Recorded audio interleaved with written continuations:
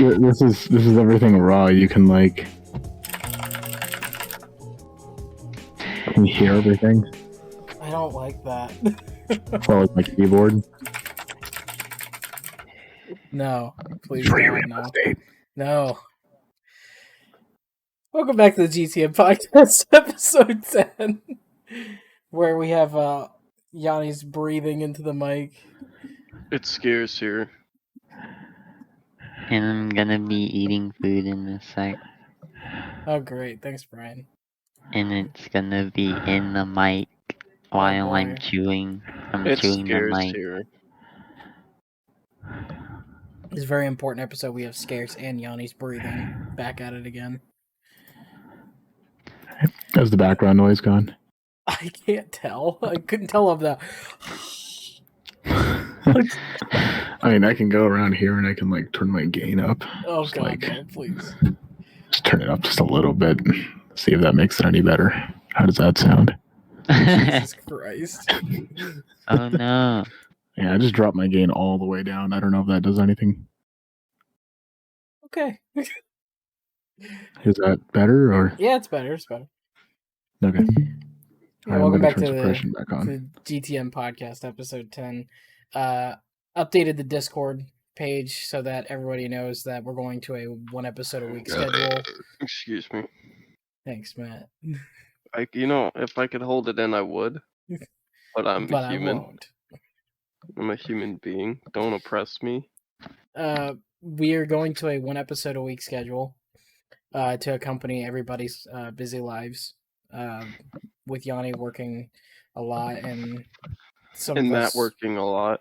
I mean, we both do the same thing, but we both have varying things that happen in our lives that kind of retract us away from doing the podcast. So I felt it was probably best, as I've been told from some people, that maybe 2 episodes a week was a little bit too much. So we'll just do the 1 episode a week and do that from here on out. And then if things get better, we'll go to 2 episodes a week. Starting in August, we'll be recording the podcast on Fridays and uploading on Saturdays. However, for the remainder of the summer, we'll record on Tuesdays, upload on Wednesdays, so that way we can free up our lives. News this week. Windows 11. Okay. Tekken. Fucking Tekken. What's new with Tekken, Brian? No, I said Windows 11. Okay, yeah, sure. Windows 11 preview build came out yesterday. Me and Yanni both put it up on our laptops. Yanni was a mad scientist, threw it up on his main machine. So, Yanni, your stream is actually being shared. So, if you wanted to showcase Windows 11 on your main PC, you can go right on ahead. As you can see, changed over. He's got the. I've got a game up. I hope that saves. Alrighty, here we go. As you can see at the bottom of his. Okay, thanks, Johnny. I didn't even cancel that. I don't know why that happened. I have no idea what Discord just did. At the bottom of his screen there, you can see the new Windows taskbar with the newer, sleeker-looking Windows button, which has the new Start menu, all the new doodads and gizmos and shit. I personally like the new, like, when you click on the Wi-Fi button real quick, just because I like the new menu for everything down the bottom right. It's just so much more clean. So much more clean. Other than that, they changed up some of the icons. As you can see, the folders are now more flat. Don't have that, like, angled view to them. Everything's just a little bit more sleek. Looks a lot cleaner. I like it a lot.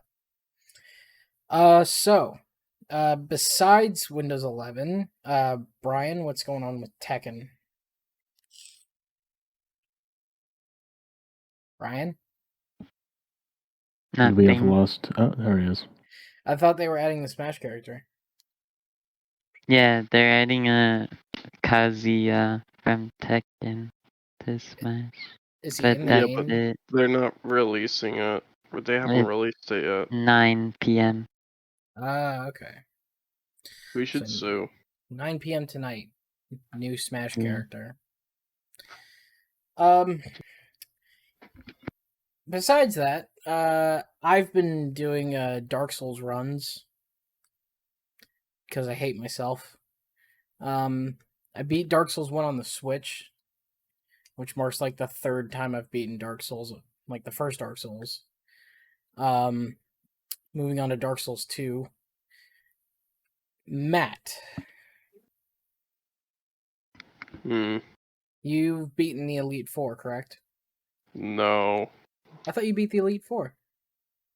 No. I've gone through it 64 times, but I have not beaten the Elite Four. I'm Do you still about to need- do my 65th time. Do you still need to grind or something, or? Yep.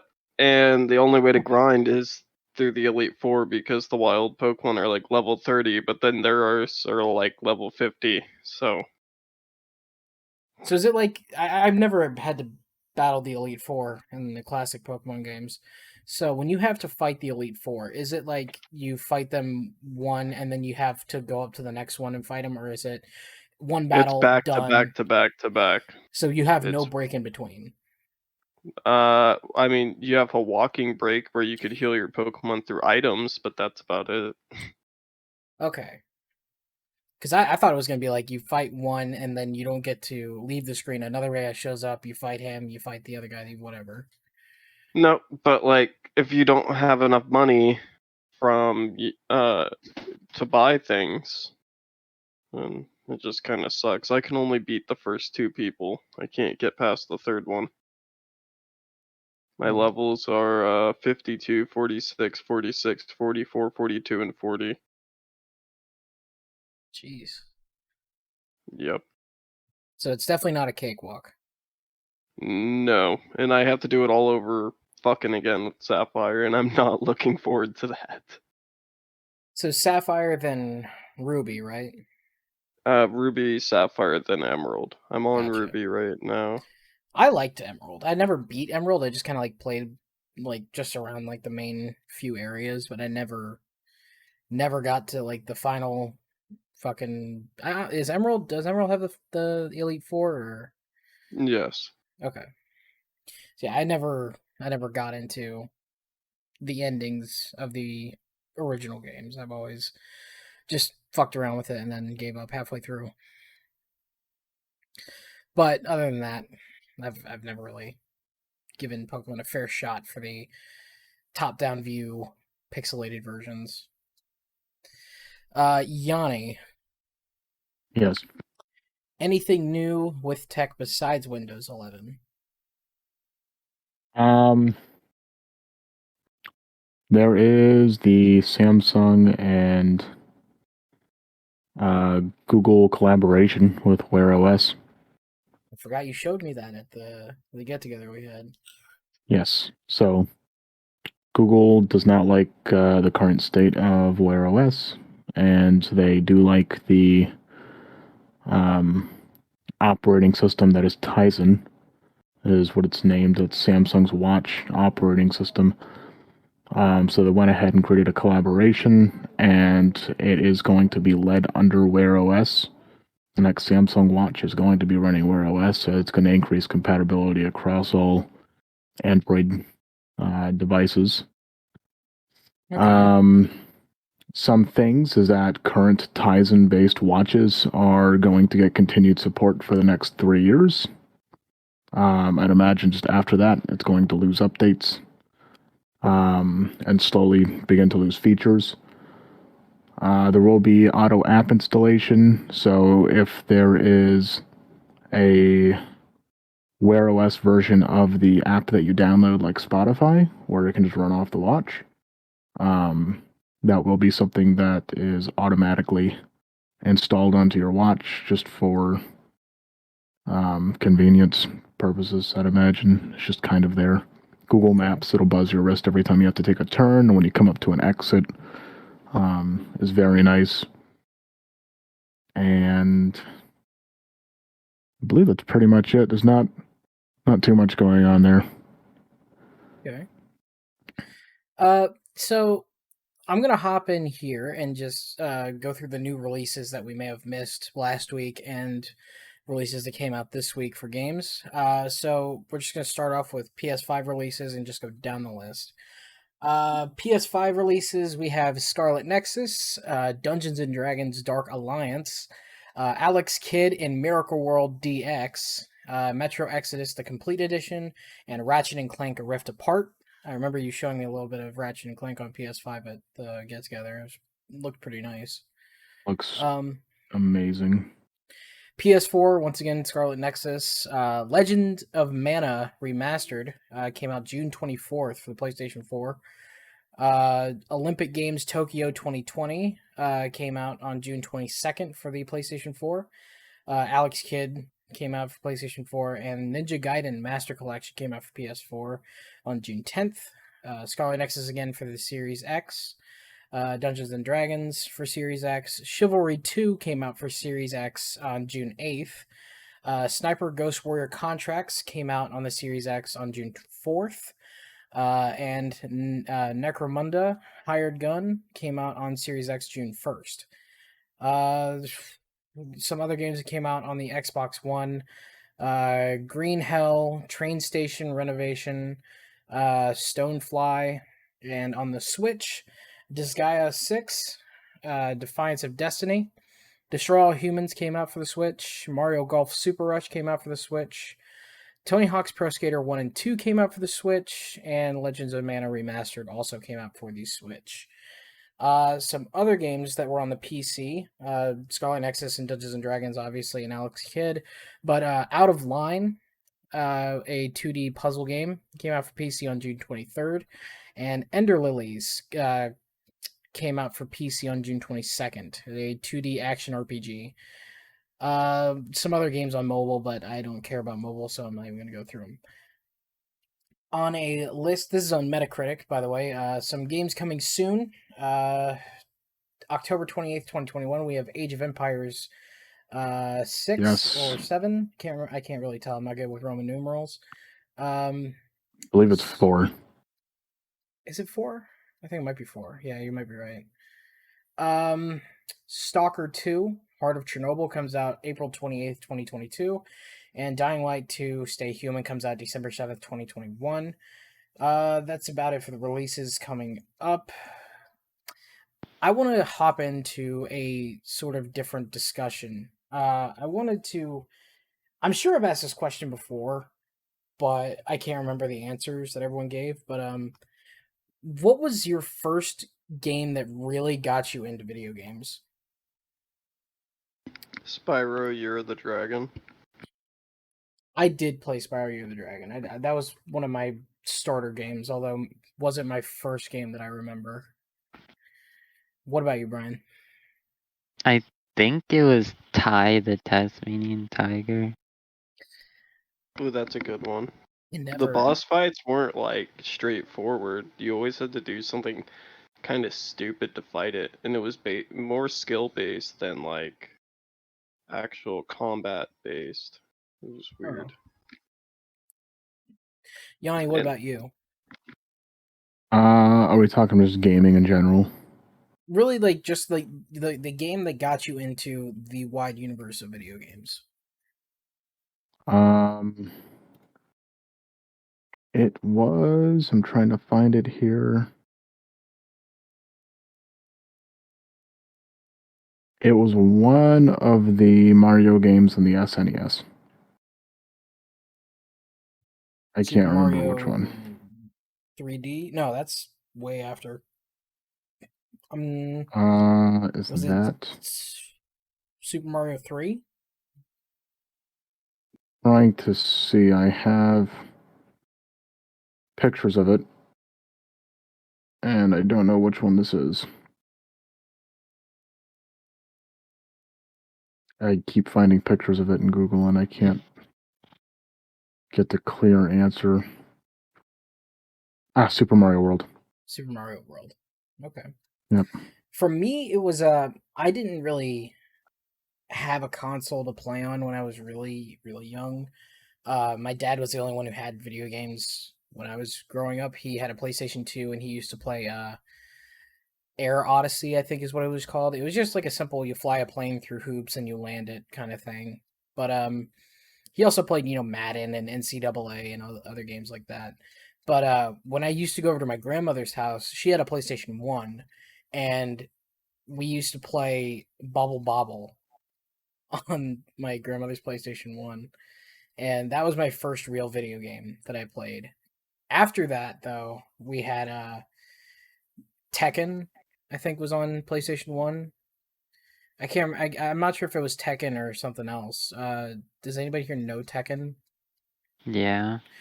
Is there a character in Tekken that wears like a cheetah mask or something? Yeah. Okay, Yeah, so I yeah, remember that. it was definitely Tekken. It had that really fucking kick ass intro with like the guy on the motorcycle, that fucking early '90s like EDM music. Yeah, I played that too. Yeah, that was like my first real like fighting game.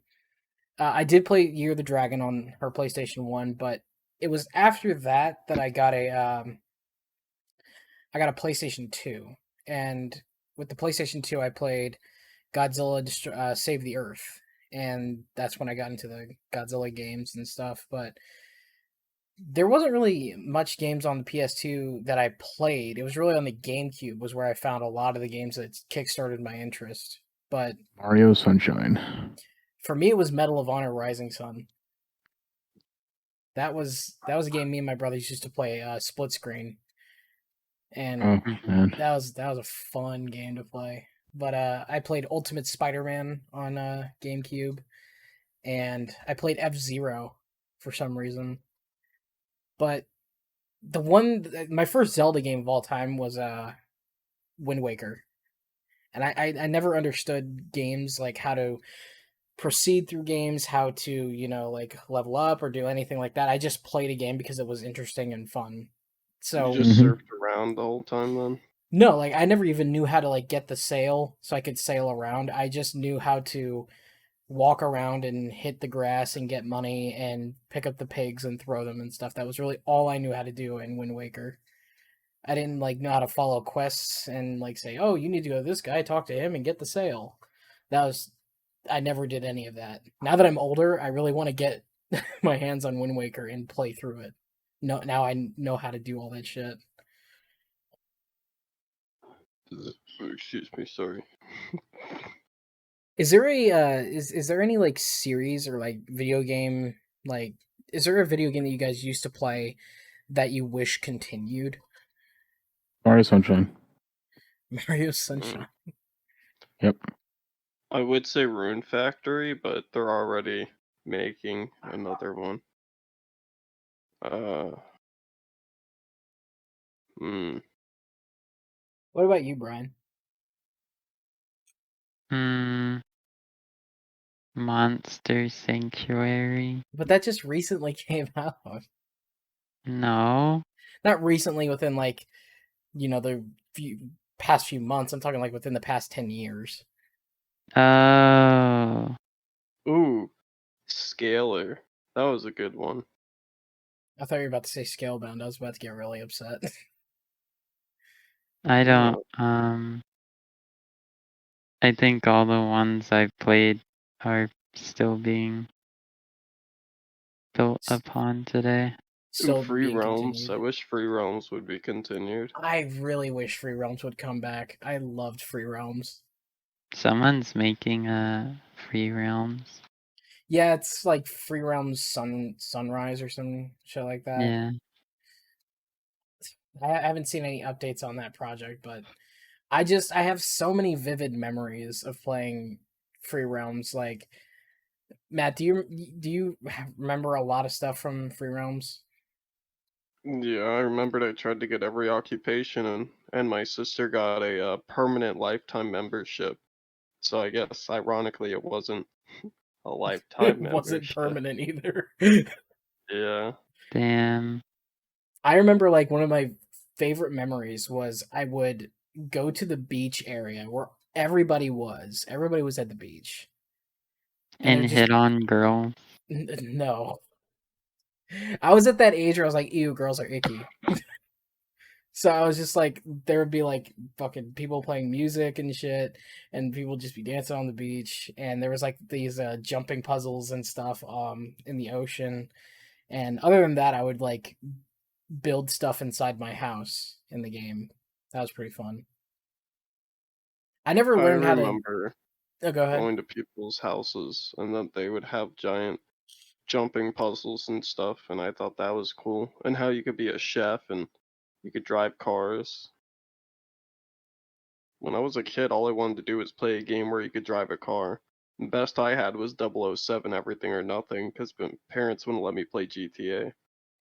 I actually I played a James Bond game when I was a kid too. It was Nightfire, I think. It was one of my favorite ones because like I just remember like the opening was like you're on a helicopter with like this kick-ass sniper rifle and you have to like snipe the tires out of a truck, and then after that you have to drive his fucking, I can't remember what the car is that he drives, but you drive it down the city streets and stuff. You have to evade like these people are shooting at you.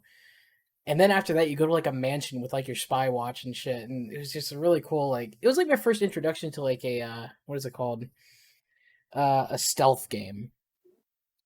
Because stealth games, like when I was in high school, I thought stealth games were like Assassin's Creed, but really Assassin's Creed wasn't too much stealth.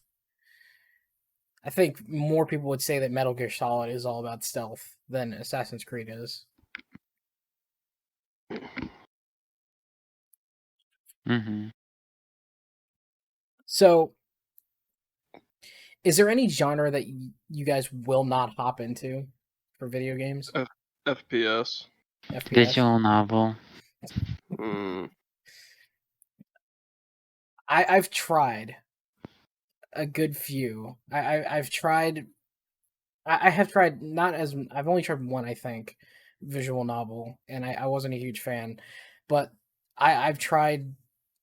What was it called? MOBAs, and I can't do MOBAs. I can see why people You have know, fun that with it. toxic community. Yeah, I mean, like, I just I can't get into it. It doesn't seem fun to me because it doesn't feel like there's much progression. Like it feels like all the progression is in a round, and once the round's over, your progression is really gone. I mean, I could see some charm to it, but I don't necessarily like it. It gets pretty redundant because it feels like you're just playing the same game over and over again, with some minor differences. It's kind But of like a battle royales, because battle royales like there isn't It's a much progression strategy. either. Yeah, like battle royales It's a like team-based strategy. Battle Royale is honestly, it's kind of RNG. It is actually definitely RNG. It depends on the drops you get. I still to this day like I can't support games like Fortnite because the only game that we really played that was a battle royale that was fun oh was yeah, you played PUBG. Fortnite. I I did forgot, play Nick. Fortnite one time, and that was it. At least you Like, tried it. I yeah, I tried it and tried I it, hated it. and I died, and I was like, well, I remember why I don't like these games because all it is you start a game, you go into the game, you die, you go back to the loading screen, and you have to wait like 15 minutes for a loading time, and then you have to wait for everybody to join in. Then you land, you get a gun, you die, you go back. It's I just actually, rinse and on repeat. my second game, I got third place. It felt See, like it like, didn't take any skills, but then everybody started like adapting and it became mainly skill based, and I was just kind of left behind, and I'm like, well, this sucks. see, and Yeah.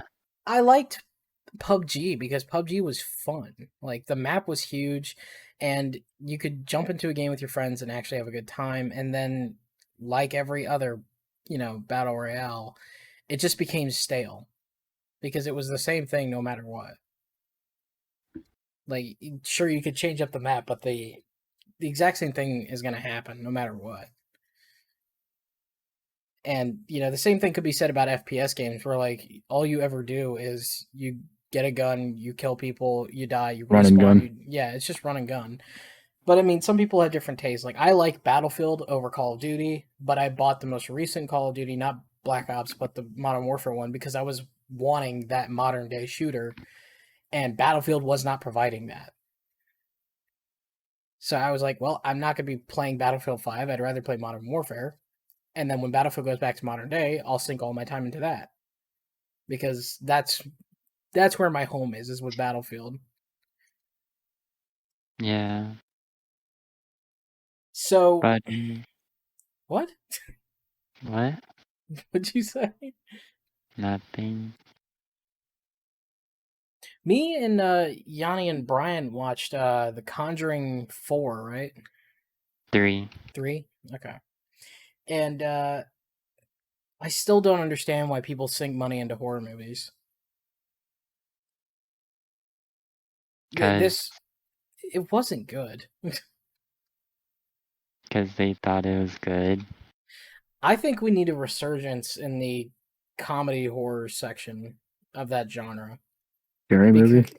No, not scary movie. I'm talking like Evil Dead 2 and Army of Darkness, stuff like that. Because it was funny, but it was also scary at the same time. So you got laughs out of it, and there were some scary images, but that was about it. It wasn't a giant fucking jump scare, the movie, that people spent money to go and watch in theaters. To me, that just, if I'm gonna go pay to watch a movie, I want to be entertained, and that movie was not entertaining. It. I just wasn't really in the mood for it. I get that people liked it, and it was decent. I mean, they did a good job, but I'm just not a fan of remaking classics simply to cash in on how, oh well, it's a classic horror movie. Even though No, I'm just saying the original. well, the original wasn't even a movie; it was a TV series that was then ported into a movie. Oh. So when they just try and remake it into a shorter version of that, okay, you can try. And they did, and I would say they succeeded, but I'm not really all in for hey, let's remake these movies that worked once. Because all it is people reinventing the fucking wheel. Eventually you're going to get tired of watching the same thing. I guarantee you within the next 10 or 15 years, we're going to see another Friday the 13th or another Nightmare on Elm Street or another Halloween, something like that. And the only reason why it's going to make money is people want to have that nostalgic feel of seeing a horror movie they used to watch as a kid. Right. Fuck it. We had Texas Chainsaw Massacre, and then we got a remake of Texas Chainsaw Massacre. Then we had Friday the 13th. Then we had Nightmare on Elm Street. And then we got a remake of Nightmare on Elm Street and a remake of Friday the 13th. I'm not sure if the Halloween movies are like continuations of each or not, but if they are, then I applaud them for at least continuing the story. Has anybody seen any movies recently that they thoroughly enjoyed? Not really that I can think of. I'm not really in a movie watching mood. I've just been, I still haven't seen that second episode of Rick and Morty yet. This might be blasphemy, but I think Rick and Morty's lost its edge for me. It's just not. It's not what I want anymore. Like I used to like Rick and Morty. There's something about it now that I don't find funny anymore. I think the first episode of this season was pretty good. The second episode I just recently watched, I'm kind of neutral about it. It was kind of exactly what I was expecting. I hope that they can revive it, at least in my eyes, because I know a lot of people like it, but I liked season 1 and I liked season 2. Season 3 was good, and then season 4 was kind of like, okay, I get it. And now we're on what, season 5? Mm-hmm. And that first episode didn't grab me. So I'm hoping they can grab me with the second episode. Netflix. A show I watched on Netflix that I was not expecting to like. Brian, I think you said you watched it too. Black Summer. Yeah, Black Summer. That was fucking great. I love that show. Yeah, It's okay. for anyone who doesn't know what Black Summer is, it is a zombie show. So if you're all burnt out of the whole zombie thing, I still would recommend give it a shot because something that I've always wanted from shows like The Walking Dead is to show us the beginning of the pandemic going on, which they've done in The Walking Dead with Fear of the Walking Dead, but like this show does it in a way that actually makes it really interesting to follow because you don't follow one set character, you follow like 7 characters. And you like the first episode goes through each character individually without like showing like, oh, they just show up all in the same place and they're all friends with each other. No, it's like this person goes off to do this and meets up with this person, and this person goes off and meets up with this person, and then eventually in the second episode there's 2 different groups of people that you're supposed to follow, and then they all meet up at some other point in the show. But I definitely recommend giving it a watch because it's pretty good. Beyond that though, uh wasn't really much on Netflix that I tried to watch a show called Jericho. Have you ever heard of it? I Yeah. have not. So the tagline, which was what brought me to like say, okay, I'll give it a shot. The show is basically a guy shows up to his hometown of like I'm gonna say like 1,500 people or so, and he's there to get his grandfather's inheritance when a nuclear bomb blows up in the city, and he has to become the leader of the town. And basically what I read was this is Fallout the TV show. I was like, fuck yeah, I kind of want to watch this. Then I watched it, and it was a very, very bad and very, very stupid early 2000s drama. Like, you could tell like where the cuts were when the show was on TV because it's like the building's gonna burn down and this little girl's dying, and then they do that music where it, like cuts out and then they cut to a commercial break. It's so I did not like it. It was very poor timing. The characters were very dry, not interesting. The acting is very poor, and the story very quickly just fades away from there's a nuclear bomb. Like it doesn't feel like everything was nuked. It just feels like there was a small catastrophe and now everybody's just living life. Loki's good. I have only seen the first episode. Have you seen the other 2? Yeah. I think Matt saw 2 of the episodes. I only saw the first one. What'd you think Okay. of it, Matt? It was surprisingly really good, lighthearted, fun, and it managed to portray a concept that's I believed it to be original. I'm sure there's something very similar to it, but I've never really encountered something with such a theme as that. It's very interesting, and I kind of want to see how they handle it in later episodes. Right. I feel like the trailer was not very good for Loki. I feel like the trailer did not accurately portray what this show was really going to be about. Because when I watched the trailer, I was like, this doesn't look very interesting.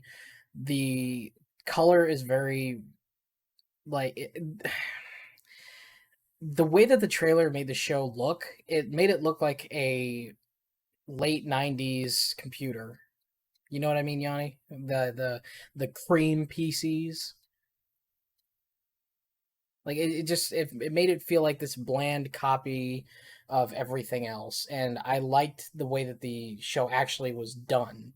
The story was interesting, like Matt said, it seems original, and I did like the what would you call it the old style of cartoons that they did for like showing like this is what we're here for. This is what the time cops. This is what our job is. So I like how they kept Time like Variance Authority. yeah, I like the aesthetic of like keeping it like late 80s, maybe late 70s esque. It just looks very very old, but also very current. So it's like they're stuck in a specific time period themselves. So I like that aspect of it. And plus, Loki realizing figuring out what he doesn't know in that first episode is actually really cool to see because I wasn't sure if he was ever going to figure it out. I always thought he was just going to like go on the show. He wasn't going to know what's going to happen to him in the future or anything, but he figures it out fucking quick. So, and plus the villain's pretty interesting too. I want to see what happens along the road. So I might have to watch episode 2 and 3 after we record this.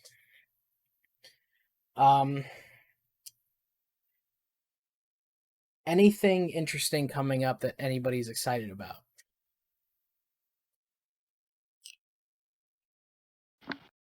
No. My bad, I was muted. Mario Party this October. That's on my to buy list. Yep, Mario Party this October. It's pretty much my only bullet view right now is that. You were there for that, right, Matt?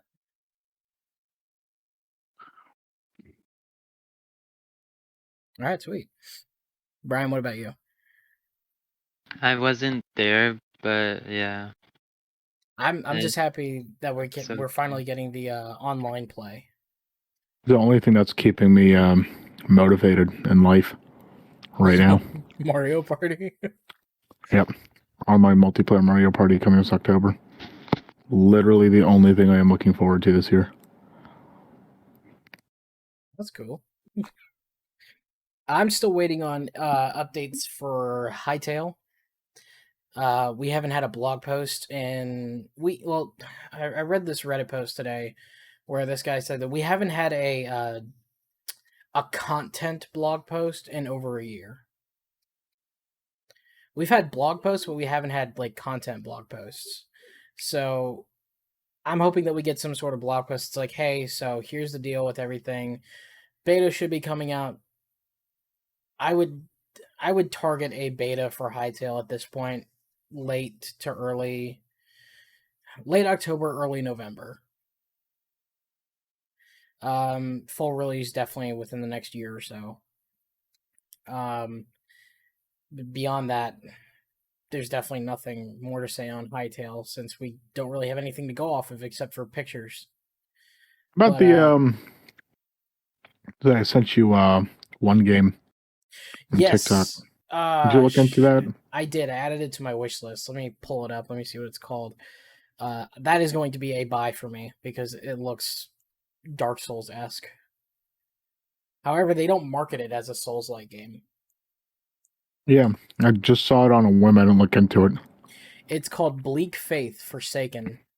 Made by two guys. Yeah,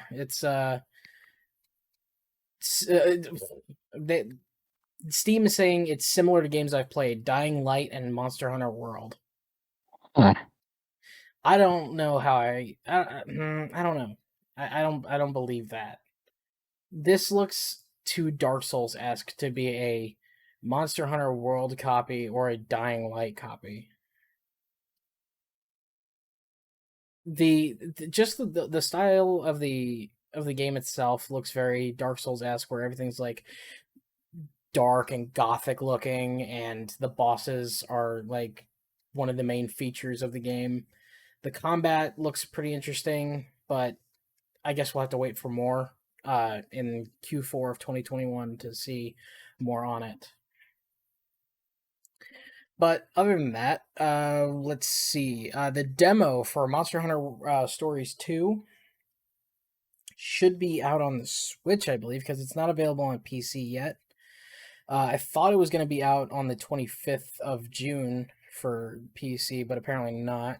So July 9th, we'll be getting Monster Hunter Stories 2. Another game that I'm really excited for, but I haven't heard any news on yet. The Day Before. Still waiting on something for that. Let me just go down my wish list, see what we got. Shadow Warrior 3. You remember watching the gameplay for that, Yanni? Remember he had like the firework gun and Oh, that one, yeah. Yeah, fucking cool shit. I can't wait to play that. It looks so fun. Halo Infinite, that's another one I have to get. Yeah, but dinosaur fossil hunter, Nick? What are you talking about?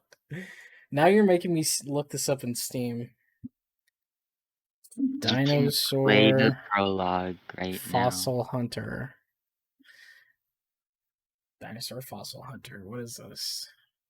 now. It's a dinosaur fossil hunter game. Dinosaur Fossil Hunter is a storytelling simulator where you play as a paleontologist exploring different lands and searching for dinosaur fossils. The prologue tells a story about a young paleontology enthusiast and his passionate pursuit of the success and self-determination. Okay.